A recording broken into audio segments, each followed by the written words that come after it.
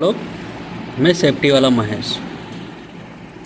जैसे कि मैंने कहा था, मैं आपके लिए एक वीडियो लेकर आ रहा हूँ घटना यानी कि इंसिडेंट के बारे में। तो हमने जब आपसे पूछा था कि घटना कितने तरह की होती है, तो मैं बताना चाहूँगा कि घटना केवल दो ही होती है।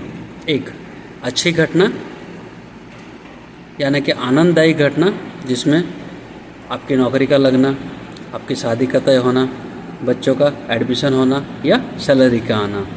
और दूसरी है दुखी करने वाली घटना यानी कि दुर्घटना, जिसमें माइनर इंजरी, जिसमें आपको खरोच लगता है, बैंडेड लगाकर आप वापस काम पे लौट आते हैं, जिसे माइनर या फिर फर्स्ट एड इंजरी कहेंगे।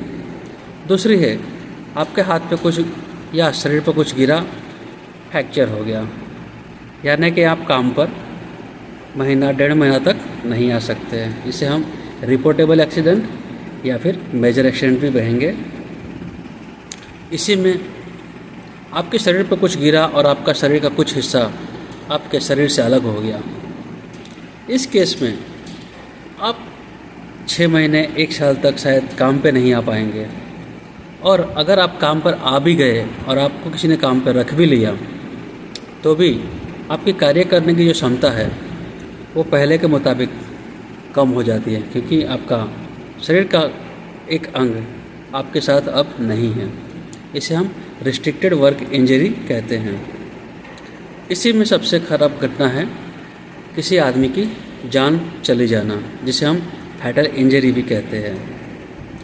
कुछ घटनाएं ऐसी होती है जिसमें पूरी ताकत थी कि अगर उस पर चपेट में आप आते तो आपका जान जा सकता था या आपको बहुत बड़ा नुकसान हो सकता था, लेकिन आपके नसीब से या ऊपर वाले की दया से आपको कुछ नहीं होता है।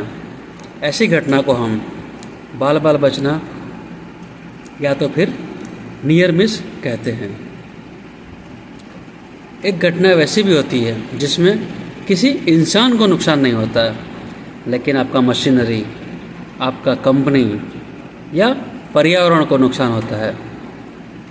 ऐसी घटना को हम environment loss injury, property damage कहते हैं।